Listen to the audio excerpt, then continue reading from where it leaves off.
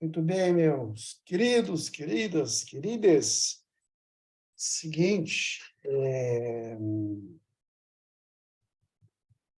estamos iniciando esse encontro que é reservado especificamente para a parte do diálogo.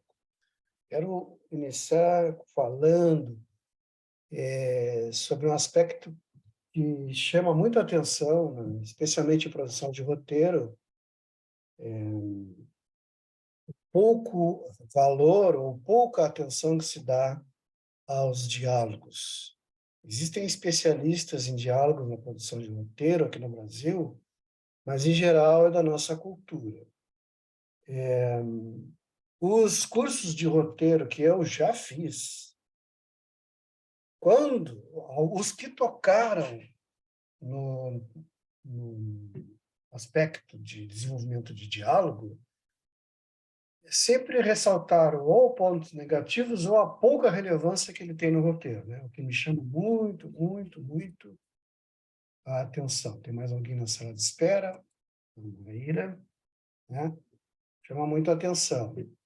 E eu gosto muito de ressaltar que, especificamente para o animador, já que a gente fala de cinema de animação, o animador iniciante, os diálogos eles são fundamentais.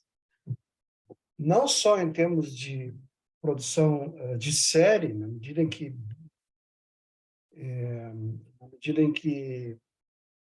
eles também têm a responsabilidade de informar e pontuar as ações de informação, mas também porque eles precisam de um timing, um ritmo específico para abastecer a performance do ator. E a performance do ator é que vai interferir na gestualidade. Tem uma perguntinha aqui do Bernardo.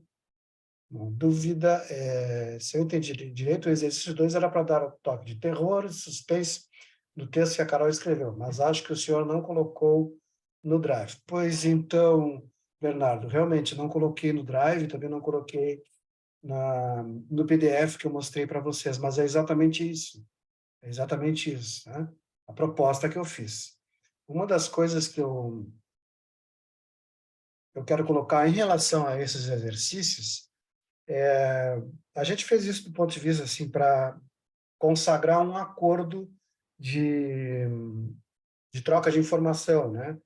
Então, o acordo, eu passo as informações para vocês, proponho um exercício e vocês fazem o exercício, e aí isso seria o suficiente para dar uma certificação externa, né? Mas, do ponto de vista educacional, ah, o Igor está perguntando até quanto vão os exercícios. Não tem prazo. Vocês aqui podem ter mais pressa ou menos pressa na medida que a certificação de vocês, se vocês tiverem interesse, depende da entrega do exercício, né? Depende da inscrição no projeto, participação nas aulas e entrega do exercício. Mais inscrição no projeto e entrega do exercício, né? Mas, enfim, do ponto de vista educacional, as pesquisas indicam que tudo aquilo que é uma proposta de dentro, de fora para dentro, o que se caracteriza como uma tarefa, tende a não ser suficiente para despertar uma motivação em relação ao assunto. Isso se a pessoa já não tiver uma motivação natural. Se ela tiver uma motivação natural, nem precisaria disso. Mas aquilo que a gente chama de tarefa, né, ela, na verdade, gera um comportamento artificial. Esse comportamento artificial também gera bastante procrastinação, né? Se o cara me propõe uma tarefa, eu não estou muito afim de fazer, até posso ser da área, gostar, mas eu não estou, não é esse momento, não estou muito motivado. Eu vou fazer só para fins de obrigação. Por isso que não tem prazo, e por isso que se vocês até não precisam entregar, claro, não cumpre o contrato, vão ter só uma certificação interna na plataforma, mas isso é a opção de vocês, né? Para que vocês possam aproveitar os exercícios, desenvolver os exercícios de acordo com a motivação. Isso é sagrado, sabe? Vocês fazerem aquilo que realmente tem uma energia emocional desperta, para poder impregnar o trabalho de vocês no máximo de energia emocional. A gente trabalhando com arte, depende muito dessa condição emocional. Eu posso trabalhar matemática e tentar resolver um exercício, 2 mais 2 igual a 4. Ninguém vai estar interessado se aquilo foi feito com motivação, sem motivação, ou com carga de energia emocional. Ninguém vai estar, porque o resultado vai ser o mesmo, não vai se alterar. Mas o resultado daquilo que a gente faz em arte se altera muito dependendo do quanto de energia a gente joga. A gente joga na produção. Por isso que fazer, refazer, fazer, refazer, pode ser instigante para quem gosta muito. E pode ser tedioso e até ofensivo para quem idealiza um pouco esse fazer artístico. Né? Não tem, vocês não têm a nossa relação, minha relação com vocês, do ponto de vista educacional, nem é legal que seja de professor para aluno, mas que seja alguém na horizontal, na mesma condição de vocês. Talvez com um pouquinho mais de experiência, um pouco mais velho, tudo bem, essa é o meu diferencial.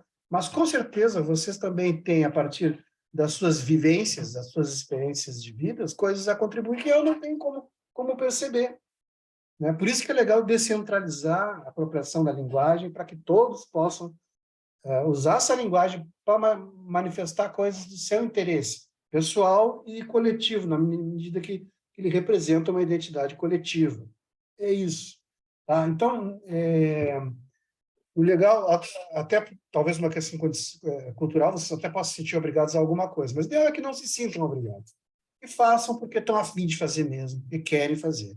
Porque isso, a condição de sucesso está muito ligada ao grau de motivação. O grau de motivação está muito ligado à satisfação de necessidade. Né? Satisfação de necessidade. A gente sente prazer quando satisfaz uma necessidade. Agora, isso não pode ser programado, não tem como ficar planejando isso. Isso acontece. Tá? O importante é que nós estejamos juntos, trabalhando juntos, quando isso for acontecer. É só isso. Eu me incomoda muito do ensino tradicional, que diz, agora nós vamos para a sala de aula, e agora vamos ter uma disciplina desse conteúdo. E todo mundo tem que ser obrigado a ficar concentrado para aprender o que foi determinado naquele momento. Isso gera um esforço de adaptação terrível e não explora o potencial melhor que cada um de vocês tem. Agora, se eu disser assim, não, pessoal, nossa relação, esse curso começa agora, mas ele é para sempre. O interessante é que a gente esteja no espaço para compartilhar informações, porque em algum momento vocês vão ter o estalo e a coisa vai acontecer. Isso acontece comigo também. Então, não adianta me programar, porque eu tenho para fazer aquilo naquele dia, naquela hora, sabe? Não dá. As coisas não funcionam assim. Isso se chama educação democrática. Né? Isso é um projeto de ensino que já vigora há mais de 40 anos. Tá? Mas fiquem tranquilos, assim, vocês podem tirar as dúvidas a qualquer momento. Se eu tiver dificuldade de responder, eu vou combinar um outro momento para vocês. Mas eu gosto de estar disponível, na medida que isso também não tira a minha liberdade, mas eu gosto de estar disponível, porque eu não sei quando vai bater essa curiosidade, essa motivação. E eu quero estar presente quando bater a curiosidade e motivação. Chato é aquele que fica respondendo quando ninguém pergunta nada, né? Que é o sistema tradicional. Então, fica respondendo, quem perguntou? Quem perguntou? Agora, o professor, é o seguinte, eu estou com a dúvida tal. Opa, agora está na hora de responder. Porque a dúvida surgiu e que gerou a pergunta. Então, isso tudo tem que ser. A Camila está hoje também não tive tempo de fazer exercício. O Pop vai A tomar plataforma pretende oferecer outros cursos bundinha. como esse, mas de Mas produção ele tá executiva, por prima da exemplo. mamãe. Sim, a plataforma vai oferecer cursos em toda a escala de produção. Trazinho pro gatinho. Nos próximos cursos, está programado, não significa que vai ser nessa ordem, né? Mas é storyboard e depois produção executiva. Os cursos já estão organizadinhos e tudo. E a gente tem que ter a plataforma tem que oferecer, deixar disponível todos os cursos do sistema de produção, como a título de orientação. Mas sim, produção executiva, sim, também. Tá? Produção executiva com todos os material disponível, contratos, perfis de contratos dentro da plataforma, tá? Beleza. Tá? Mas sim, Camila, nós vamos fazer. Talvez até a gente faça esse primeiro, já que talvez haja um interesse maior nesse sentido. Mas é isso, tá? Fico feliz que tu queira participar. Tá? Mas, em si, vocês podem me interromper também, não tem problema em relação à curiosidade, à demanda de aprendizado de vocês. Não se preocupe com isso, tá? Então, eu só queria destacar isso, assim, na animação, especialmente, não é que toda animação dependa de um diálogo tradicional, né, de uma locução, de um enunciado, de um discurso especificamente, mas o animador iniciante ele precisa de referência para poder desenvolver o seu trabalho. Se ele não tiver as referências, a não ser que o cara seja excepcional, mas pense em alguém que vai trabalhar com animação e nunca chegou perto da história. Ele precisa de uma referência de time especificamente, né, de entonação, Ô, Jorge, de vem perfis cá. de identidade, para poder explorar toda a gestualidade que o ator vai impregnar. Depois de experiente, depois já de muito tempo já de exercício, né, de produção, o animador não vai precisar mais dessas A Nicole referências. vai Ele vai sair fazer. agora. Quer que eu fale alguma Vai coisa ficar para mais ela? fácil para ele desenvolver ações, ou O Jorge disse que design vai de aí gesto, te buscar. Você pode esperar por ele? sem que ele dependa da locução. Tá. O Júlio, Mônica, você está desmutado. Muito bem. Então, assim, só para destacar e para dar referência, a gente no Brasil, a gente não tem essa cultura de investir especialmente em diálogo, né? A gente não tem, na verdade, a cultura de produção em escala. Aqui é cada um por si. É a cultura do Neymar, sabe? Do individualismo, assim. Pego a bola, saio driblando todo mundo, vou lá e faço gol. Eu faço tudo. Isso é muito difícil. A plataforma surge justamente para ter um contraponto a isso, para vocês terem uma orientação para produzir dentro do sistema de produção.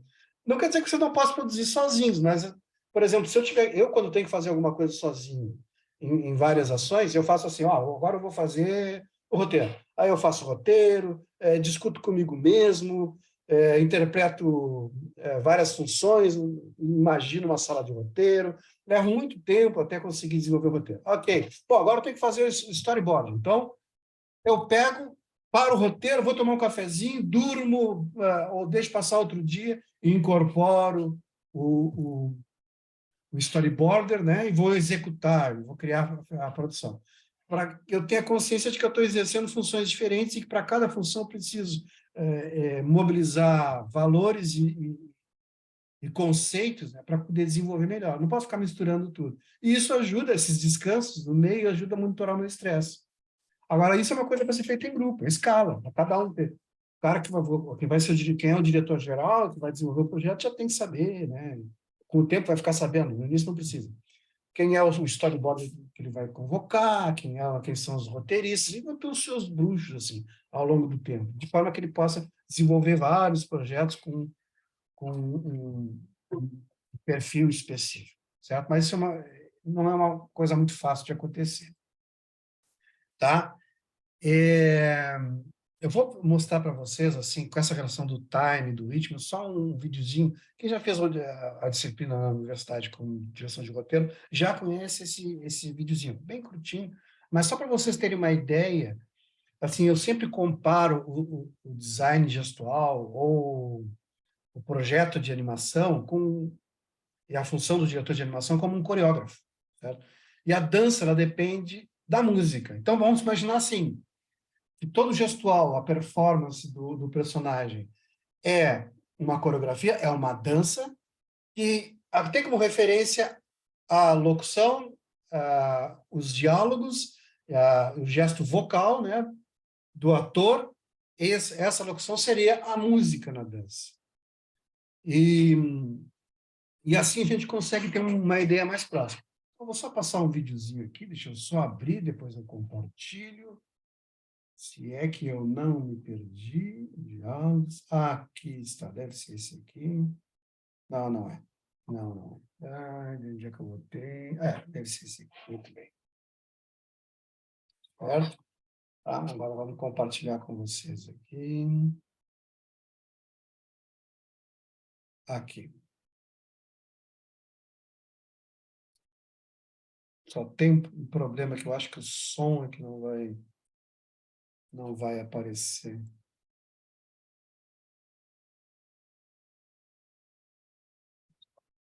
Estão ouvindo? Não.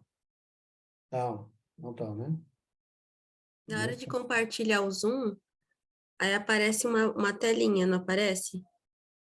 Peraí, Aí, só um pouquinho. Deixa eu só comentar, porque eu não estou te ouvindo baixinho. Pode falar. quando vai compartilhar a tela Ah, no Zoom, aparece uma telinha, né? Aí você tem que apertar embaixo. Você tem que clicar embaixo, com áudio. Entrar com áudio. Na hora de compartilhar. isso, muito obrigado, Carol. Eu já tinha feito isso muitas vezes, mas muito obrigado. Estou feliz. De nada. Tá? Vamos lá, então. Vamos botar aqui para vocês escutarem. Extraordinarily busy, sir. I just wanted to ask about the chocolate. The lifetime supply of chocolate for Charlie. Well, when does he get it? He doesn't, Why not? because he broke the rules. What rule? We didn't see any rules, did we, Charlie? Wrong, sir. Wrong. Under Section 37B of the contract signed by him, it states quite clearly that all offers shall become null and void if, and you can read it for yourself in this photostatic copy, I, the undersigned, shall forfeit all rights, privileges, and licenses herein and herein contained, etc., etc. Fax mentis incendium gloria culpum, etc., etc. Memo bis punitor delicatum. It's all there, black and white, clear as crystal. You stole fizzy lifting drinks. You bumped into the ceiling, which now has to be washed and sterilized, so you get nothing. You lose. Good day, sir. You're a crook. You're a cheat and a swindler. That's what you are. How can you do a thing like this? Build up a little boy's hopes and then smash all his dreams to pieces. You're an inhuman monster. I said good day. Mr. Wal-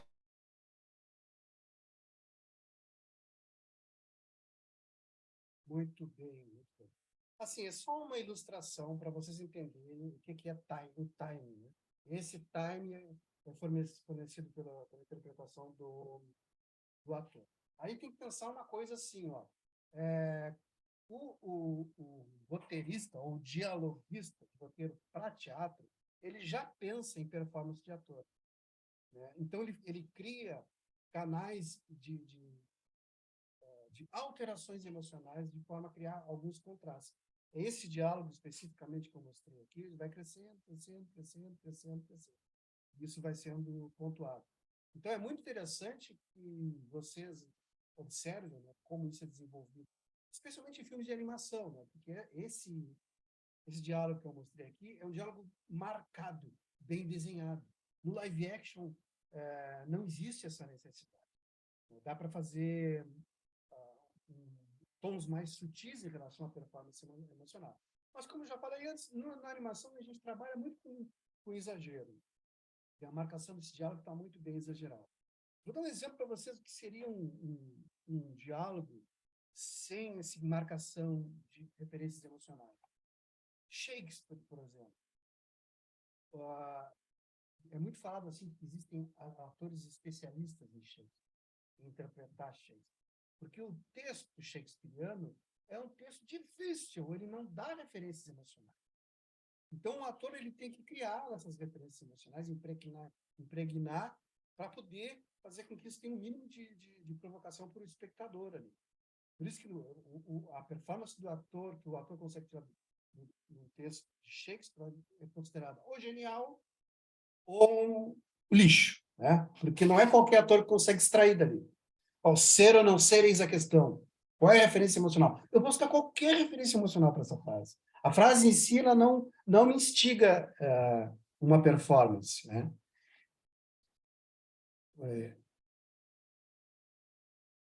Tá muito baixo o meu áudio? Não? Tá. Então, a minha performance, a performance emocional shakespeariana, os textos de teatro, na época do Shakespeare, não eram considerados teatro, eram considerados literatura. Então, eles foram feitos, bem no princípio, para ser lidos, depois interpretados, né? Mas essa cultura de escrever para ser interpretado é bem mais contemporânea, né? Tá? Vocês viram, quem viu o filme Viola, na cena que eu destaquei, que está lá no Drive, pode perceber que são duas atrizes, duas personagens, interpretando uma peça de teatro, inclusive de Shakespeare, né? E que a estratégia do roteirista foi genial, genial, assim, porque elas estão falando o texto e a relação delas, motivada até pelo texto, começa a ter um diálogo emocional subjetivo paralelo ao texto que elas estão falando. Então, elas estão falando uma coisa e a troca de olhares e a gestualidade vai aproximando uma personagem da outra. Então, dentro daquela tabela que eu mostrei para vocês, que eu deixei para vocês no Drive, do Scott McCloud, seriam diálogos paralelos, assim, né? E não interdependentes, e não redundantes, mas assim, para quem está assistindo, dá para fazer duas leituras distintas. Isso é genial. Isso valoriza muito o espectador, né? Consegue perceber isso. Mas são as riquezas de se trabalhar com diálogo, certo? Existe um conceito, né, dentro do cinema que é preciso mostrar e não contar, né? E se costuma se dizer que o diálogo é uma bengala que acaba compensando e tirando muito do mostrar como valor da linguagem. E esse conceito, ele até é fato, ele existe, mas a gente tem que pensar num jeito do diálogo contribuir, não para atrapalhar. Tá? Mas isso a gente vai ver daqui a pouquinho. Tá? Então, mas assim, só para ilustração, depois tem o do Breaking Bad ali também, que é uma leitura mais sutil, mas também estão lendo um texto, só que eles leem um texto, pausam, conversam, já é outro tipo de relação interdependente. Vou mostrar para vocês aqui, vou compartilhar, que é um PDF que já está lá no Drive também. Deixa eu ver onde é que está o PDF. Se vocês quiserem fazer perguntas, fiquem à vontade para fazer pergunta. Será que eu não botei aqui na pasta? Vamos ver.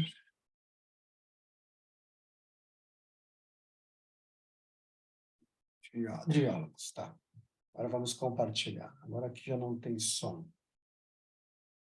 Compartilhar. Diálogos.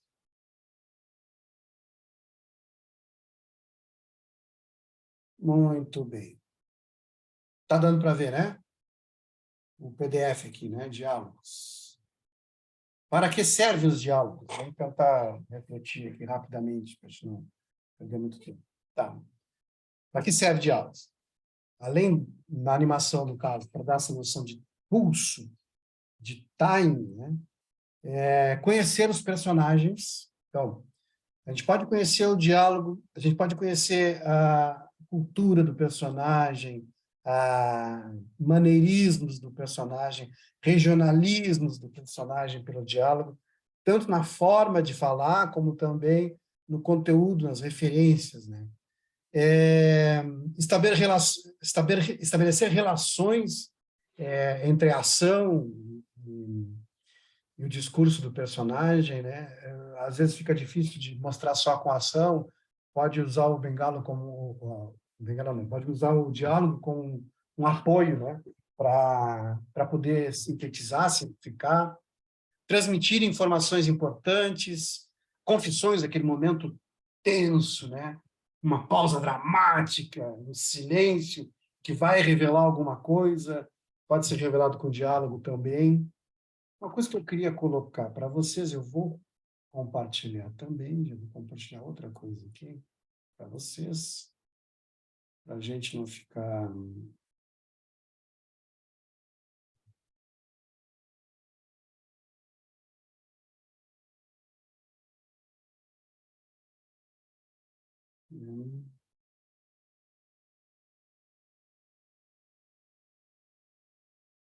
Deixa eu só ver aqui, que é um videozinho. Vou abrir o vídeo para mostrar.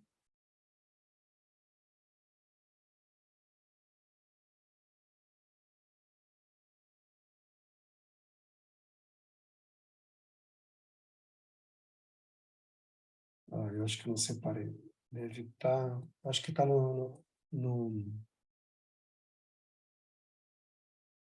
aqui no final, tá? Aqui, vou mostrar para vocês um trecho de um filmezinho, só para vocês entenderem essa questão da identidade, né?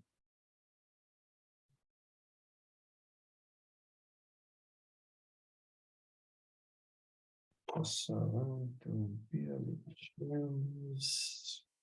Vamos colocar, tá? Aqui, hora vai dar.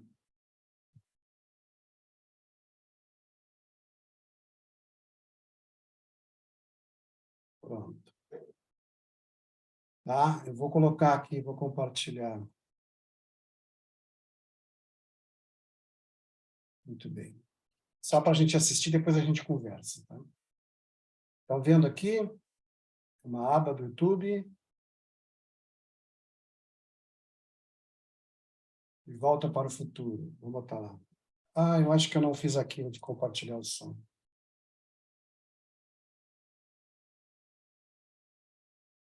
Compartilhar o som. Agora sim. Pronto. Vou botar aqui para vocês ouvirem.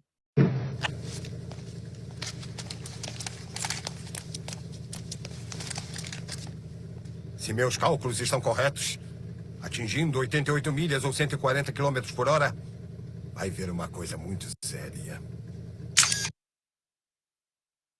Só quero colocar para vocês assim, esse enunciado que ele diz, se meus cálculos estão corretos, atingindo 20 milhas, não sei quantos quilômetros por hora, vai acontecer. Esse enunciado já mostra o perfil científico do personagem. Então, na fala fica impregnada de informações objetivas. Essas informações objetivas, não precisa, a gente que é espectador, nem precisa entender exatamente como funciona. Não importa. Porque essa sonoridade, ela vai dando o tom do personagem. Na série House, por exemplo, isso era bastante explorado. Então, os médicos tinham diálogos assim, bem complexos, com muitas informações objetivas. Se não entendia nada, tudo bem, só quem é da área entende, mas não precisa entender.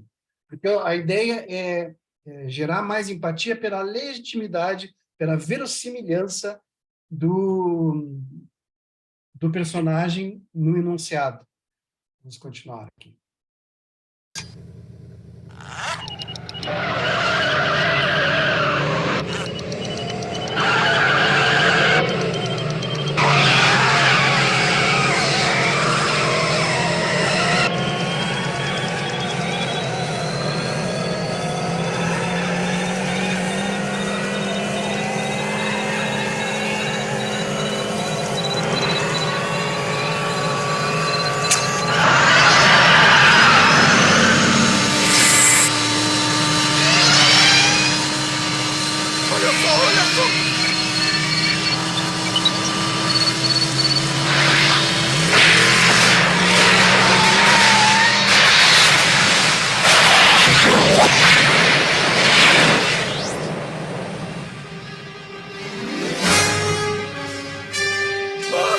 O que foi que eu disse, garoto?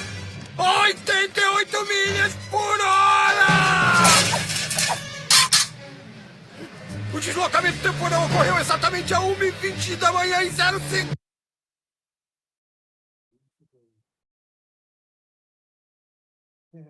Bom, assim, ó, esse personagem é bem caricato também, né? E tem um timing emocional também interessante, tem uma tensão. Aquela hora que ele puxa, né? Ele puxa para frente do carro, ele está tão convicto, aquilo é uma coisa que reforça a personalidade. E é uma ação. Ele diz, olha, esse olha é completamente dispensável, não precisa olha. Né? As ações em si já falam por si só. Tudo bem, pode falar, não quer dizer que não deva falar, né? Mas de qualquer maneira, do ponto de vista, o áudio está baixo. O áudio está baixo.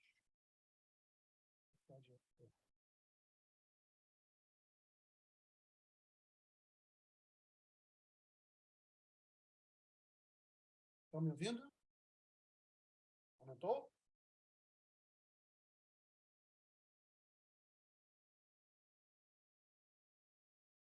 Não estão ouvindo.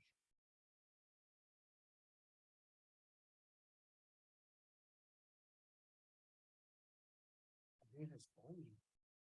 Alô? Aí.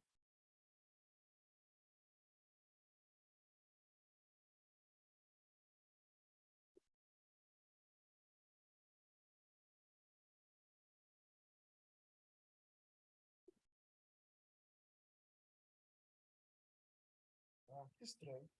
Deve ser alguma coisa na rede, então, está dando alguma interferência, tá? Mas, enfim, essa é uma cena, assim, de um roteiro muito rico para ser explorado pelo ator e tal, né? Facilita muito quando o roteiro é muito, quando o diálogo é muito bem marcado, tá? Agora, vamos voltar lá para o nosso PDF. PDF.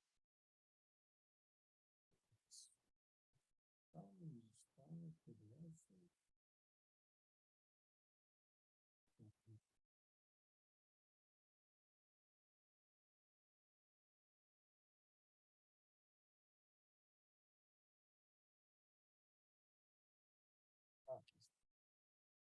Muito bem. Esse PDF aqui, ó, que vocês estão vendo aqui, tem alguns links, tá? Para depois vocês darem uma olhadinha. Tem 2 do Entre Planos, especificamente sobre diálogos, tem esse do Lore e tem um trecho do Zootopia. E tem aquele personagem no balcão que tem um time bem lento, né? Que é uma preguiça, né? Tem um time bem lento. Então, essa boa utilização do diálogo está muito ligado à performance e à composição do personagem. Tá? E esse é um exemplo bem grande de como dá para usar um personagem bem construído, com uma boa identidade. Né? E é isso aí. Certo? Vamos voltar aqui. Tá como o tempo passa rápido. Tá? Bom, então eu vou passar mais rapidamente aqui sobre esse PDF. Não vou deter muito em explicar. Até para depois, se quiserem que eu responda objetivamente, pode me consultar. Mas só para a gente poder ter um espaço mais de reflexão.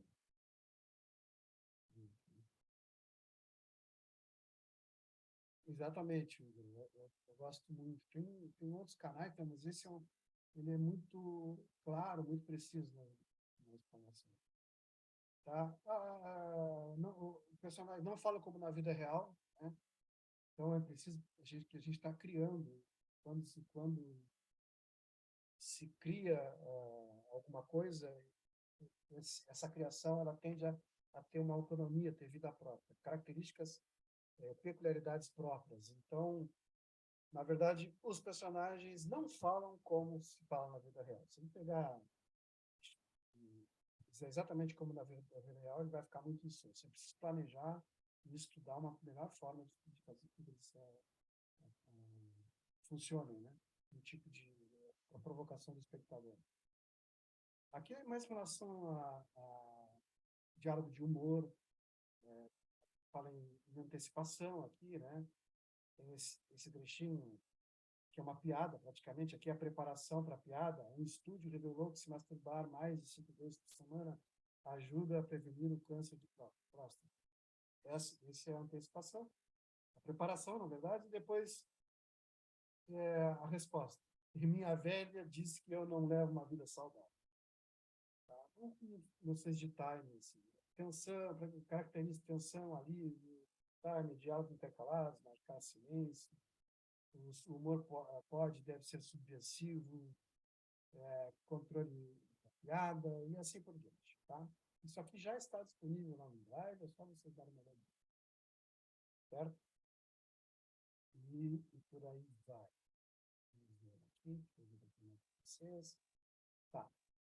Agora, antes da gente analisar o texto de hoje, né, eu vou só mostrar algumas diferenças de refinamento da linguagem. O personagem diz assim, uma frase, diz: eu não suporto a minha vida.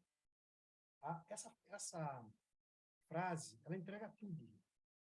Ele diz, não suporta a minha vida. Pô, tá muito claro que ele não suporta a vida dele. Então, do ponto de vista de exploração e de aproveitamento do diálogo, ela não é uma frase rica. Ela precisa ser burilada, né? Então, ao invés de ele dizer assim, não suporta a minha vida, ele poderia dizer assim, ele poderia olhar, ver um cachorro deitado, tranquilo, ou um gato, quem sabe, né? Se espreguiçando, de barriga para cima. Ele dá um tempo, olha aquele cachorro e diz, eu queria ser um cachorro. Então, ele joga uma afirmação para que a plateia conclua que ele não está suportando a vida dele. Dá para entender isso? Tá tranquilo? Assim, ó, não existe nada mais poderoso do que a imaginação. Ah, beleza. Beleza aí, não viu Isotopia, vale a pena. E é um roteiro bem clássico, estruturado de forma bem clássica, assim, bem de mercado mesmo. Mas, então, assim, ó, o que a gente tem que fazer, ou a meta em geral, é jogar o enunciado para despertar a conclusão, e a palavra é bem essa, é conclusão do espectador. Isso valoriza a inteligência do espectador, ele se sente valorizado, porque está jogando para ele concluir, e ele se sente também parte do diálogo ou do momento do personagem, porque, ao completar, é como se ele estivesse escrevendo também. Tudo isso é muito subjetivo, mas funciona. Mas eu ainda posso transformar isso, deixar mais rica essa afirmação, dizendo: hoje eu só queria ficar no portão latindo para quem passa. Aí ele já coloca um toque de ironia, um toque de humor. Isso é um refinamento da afirmação. E também vai muito de estilo, né? Porque nem todo mundo tem perfil de fazer esse tipo de texto, né? Mas é uma coisa muito rica, assim, dá um colorido especial da afirmação. Tá certo? Vamos ver que o Igor escreveu Zootopia, eu assisti, gosto do filme. Não assisti a série de Zootopia. A série eu também não assisti, que lançou, que a Camila comentou. A Camila comentou, eu acho que eu não li aqui. Bom. E a Camila aqui, os episódios estão na Disney+, Disney Plus, eu acho que entrou recente. É genial. Oba, obrigado pela dica, vou dar uma olhadinha. Tá? Assisti a série Zootopia. Beleza. Então, assim, vamos colocar mais uma frase para vocês, para ficar bem claro. Assim. O personagem diz assim, o botijão de gás está caro. O botijão de gás está caro. É uma afirmação literal, o botijão de gás está caro. Está claro? É o princípio, meio, fim, é uma frase hermética, uma frase fechada. Certo? Ele poderia jogar isso de uma forma assim...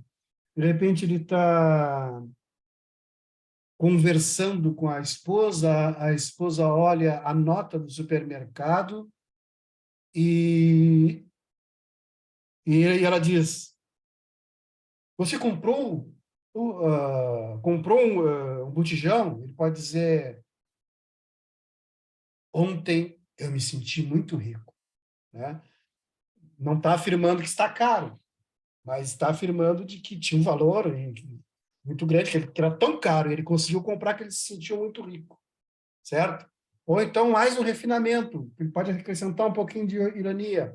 Ele pode dizer assim, ontem eu me senti um Elon Musk comprando o Twitter, para dar ideia da importância e do valor, de como está caro. Ele conseguiu fazer uma façanha, comprar um botijão, está caro. E isso tudo é para provocação, né, na cabeça do espectador do nosso filme. Tranquilo até aí? Beleza? Podemos passar para a análise do texto?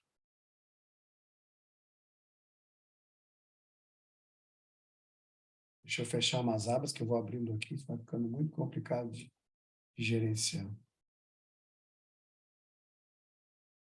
Tá? Deixa eu só ver aqui. Hoje eu vou ler o texto do Júlio. Tá? já pedi permissão para o Júlio, agora eu vou... Aqui está o exercício, vou abrir. Está abrindo, muito bem. Agora vou compartilhar.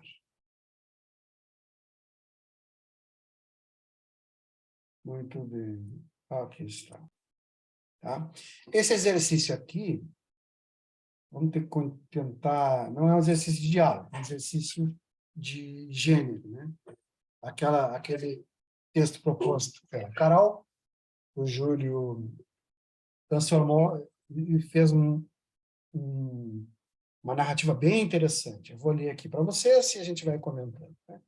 O cachorro brinca com a sua bola branca pela floresta e perde sua bolinha pelo mato.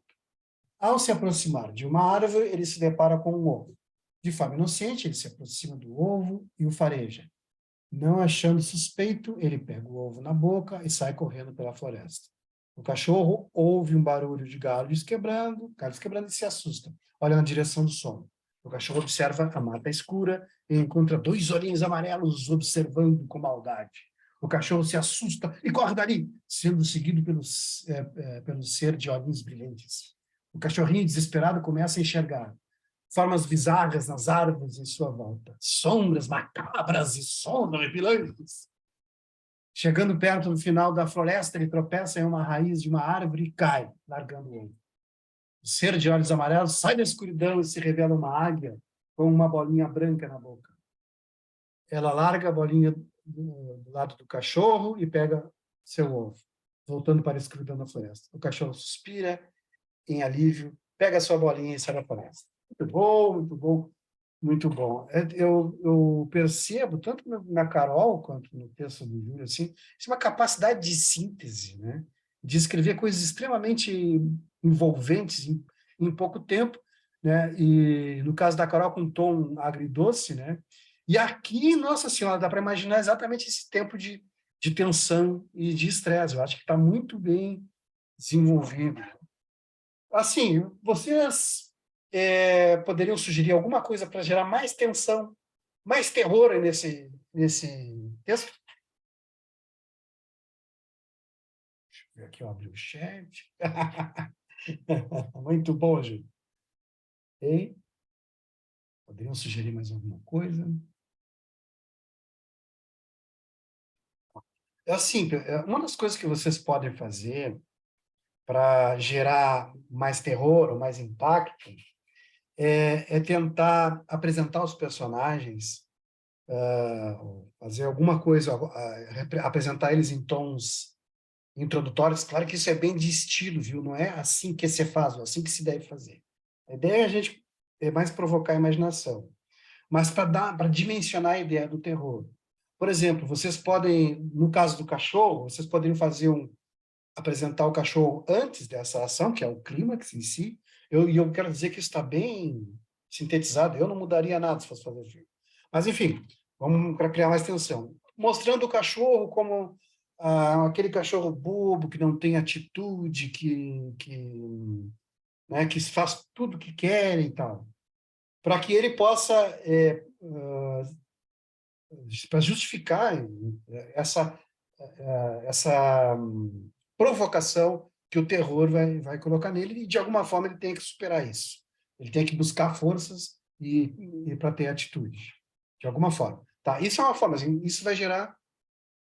A Carol, tu podia apresentar ele brincando e quando cai na floresta, a bola mostra a floresta tenebrosa. Pode ser, tá tranquilo. Reforçando isso reforçando o que o Júlio já apresentou.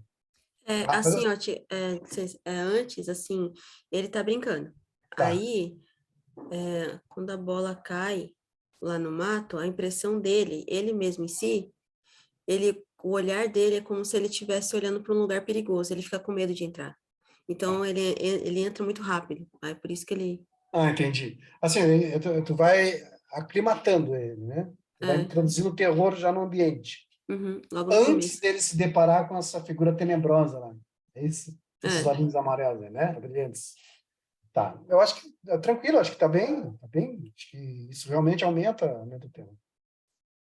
Essa sugestão que eu estou falando é quando vocês apresentam o personagem, né, vai gerando mais empatia. E isso vai fazendo com que o público se coloque mais no personagem e sofra mais no personagem. Ou, por exemplo, assim, essa coisa tenebrosa, eu acho que a maneira como foi explorada aqui está perfeita, né? Mas vocês poderiam apresentar o monstro, essa figura como um monstro. Vamos pensar como isso. De repente o passarinho está no ninho, e aí a mãe dele, bem carinhosa, entrega sei lá, um vidrinho, que parece, entrega as minhocas, entrega um vidrinho. Tá? Nesse vidrinho uma poção, de repente a mãe se enganou, pegou de um laboratório, coisa assim. E o bichinho engole.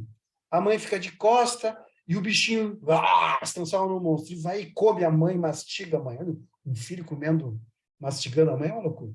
Então, assim, ao apresentar essa cena, o público fica impactado e assim, uau, esse monstro é terrível.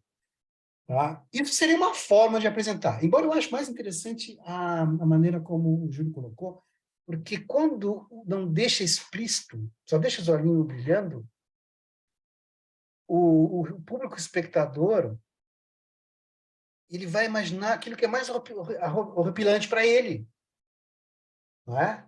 Eu lembro uma vez eu estava numa aula de cinema e eu perguntei assim, eu tinha que mostrar uma cena, que era uma cena bem terrível, e eu disse assim, vocês vão ver a coisa mais terrível que vocês já viram na face da Terra em um filme. E aí eles começaram a dizer, é um braço quebrando, a cabeça arrancada. Cada um imaginava alguma coisa de terror. É uma cobra, não sei o quê. Eles começaram a ficar ansiosos, né? E aí eu me dei conta disso, que é essa estratégia que o Júlio mostra aqui. Não mostra tudo, mostra alguma coisa que seja suficiente para gerar terror. E o público espectador vai imaginar aquilo que ele realmente tem medo e aquilo que apavora ele. Então, eu acho que a estratégia é melhor. Isso que eu falei para vocês é apenas uma opção, mas nem é a melhor opção. Mas, assim, se vocês mostrarem os personagens com ações em que esse perfil, esse repertório de carga de energia emocional apareça, gera mais empatia, né? Mas, enfim, é isso. Mais alguma sugestão? Não. Outra coisa, bom, diálogo. Como vocês acrescentariam diálogo nesse texto, nessa história? Teria alguma sugestão de diálogo? Vejam bem, o diálogo tem que entrar aí, mas não para não ser um enxerto, né? Ele tem que ser necessário. Eu até acho que o texto está enxuto, está legal.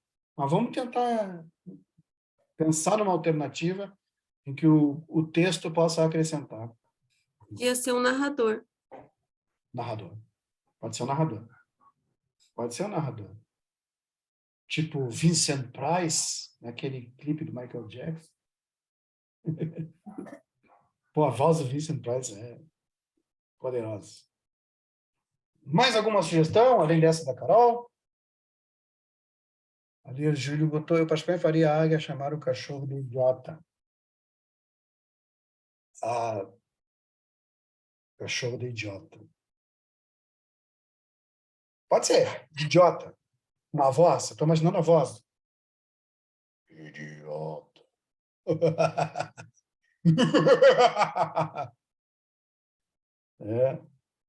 Mas vamos... Ou, então, de repente, até acrescentar um terceiro personagem. Tipo, um cachorrinho menor, muito falante, como o Scooby-Doo, que fica falando o tempo todo, intensificando o medo do cachorro, que não fala nada, né? E também pode ficar como narrador, mas um narrador na cena, não em off, né? O narrador na cena é apavorado. Ai, meu Deus, o que é aquilo? Olha, eu vi. Ai, meu Deus. Olha, aí tem que pensar quem seria esse personagem para poder ter referências emocionais interessantes. Mas isso poderia acrescentar, isso ajuda bastante na gestualidade. Mas vejam bem, isso que eu estou falando não significa que seja melhor. Acho que melhor é contar. Tá? Mas pensar em botar e usar o diálogo, que é uma dos pilares ali do sistema de produção da plataforma, é bem saudável nesse sentido. certo? Alguma dúvida, pessoal? Estamos chegando no final, né? Não sei se ficou claro essas dinâmicas de provocações, né? Como eu falei no início, são só ilustrações, exemplos, um ensaio, uma orientação, para vocês partirem de como produzir roteiro. O roteiro depende muito do perfil do grupo, sabe? Aquele grupo inquieto, aquele grupo curioso, né? E de um roteirista insatisfeito, que se queira sempre mais, e depois tenha a noção de quando deve interromper, porque já está suficientemente definido. Mas eu não sei se satisfez. Agora vocês podem tirar qualquer dúvida, até com relação à plataforma, enfim. É isso. Silêncio. Vou fazer que nem minha terapeuta, eu vou ficar em silêncio para provocar. Não tem dúvida, então? Tá tudo bem? Deixa eu ver aqui. Bernardo, Camila, Carol, Igor, Júlio, Maíra e Mônica. Tudo bem, então. Então, no próximo, na abertura de vagas dos projetos, vocês vão se candidatar direto, tranquilo. Tá? Como aparece, assim, as vagas, assim, Vocês têm duas formas, tá? Lá na página principal da plataforma, ali embaixo, tem projetos em destaque. Tá? Vocês podem entrar na página do projeto e terá um card do lado esquerdo da página indicando as vagas que tem para o projeto. Tá? Tem mais projetos dos que estão em destaque, mas para entrar na página de projetos, aí eu vou na parte superior, lá, nas abas, né? Na parte de cima está escrito projetos. Aí vocês podem entrar ali, podem entrar diretamente nos projetos que estão em destaque ou pode ir na página que é o conjunto desses projetos. Tá?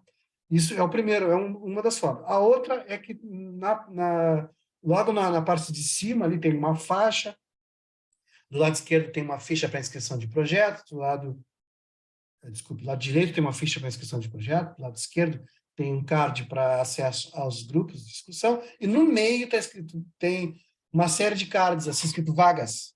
Então, ali tem vagas de diretor-geral, por enquanto não tem nenhuma vaga para roteirista, porque os projetos estão no início, vaga para produção executiva, nesse momento é o que tem.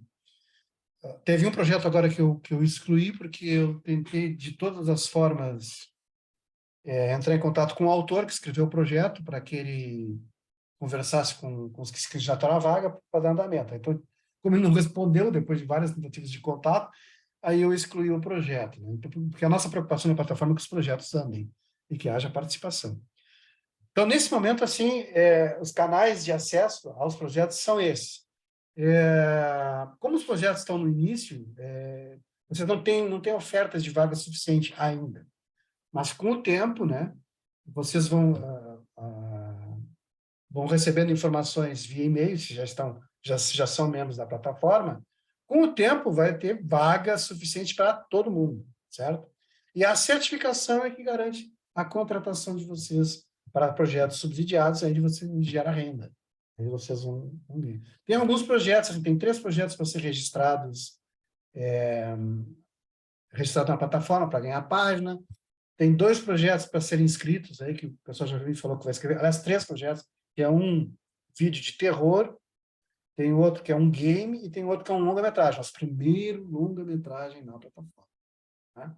E assim vai indo. O que a gente depende nesse momento é de mobilização. Quanto mais membros a gente tiver na plataforma, mais possibilidade de mobilizar equipes para a produção de projetos. Então, nosso esforço hoje é divulgar a plataforma, fazer com que as pessoas se enxerguem dentro da plataforma, que haja uma relação de comunicação para potencializar a estratégia de produção colaborativa. Esse é o nosso principal projeto. Eu, todo dia, estou entrando em contato com outras instituições, com canais de mídia, apresentando a plataforma.